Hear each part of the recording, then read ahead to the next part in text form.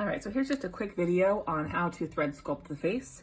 If you were to do the bear without thread sculpting, I would recommend putting the eyes on this seam line, kind of up above the nose a little bit, like so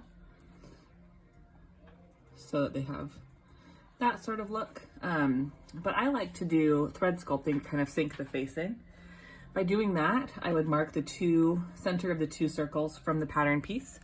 And then I have a doll needle here, which is a, I don't know, 5 or 6 inch needle, double threaded, not at the end. Upholstery thread is really good for this if you'd like to use that or have that available.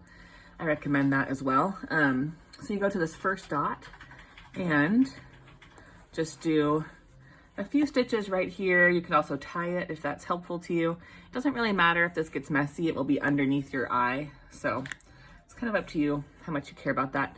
So you'll go in where this eye is, and you'll come out where this other dot is. Sometimes you have to poke around a little bit with the needle to find the right spot, which is why that long needle is really helpful. So there's the other dot.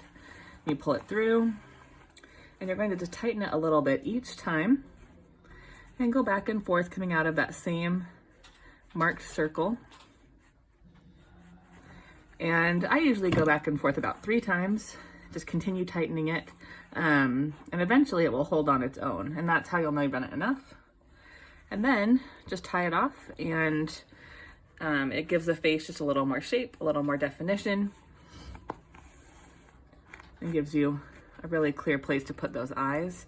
If you don't like it being this tight, you can also kind of squish it and it'll come back out a little bit. I like doing it a little tighter on this because it gives the snout a little more definition as well.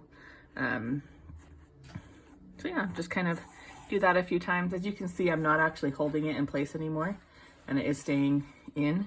So I have done it enough. I'm gonna come back over here, and then I would just tie it off. I'm just gonna let it hang for now so you can kind of get a quick look.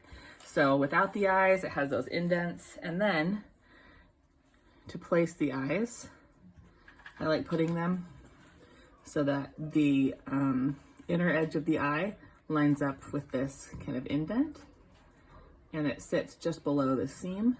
So I'll pin that in place and do it again with the other one. We use the inner part of this indent for the inner part of the eye, kind of line it up with the seam, pin it in place, and that gives you the bear's face.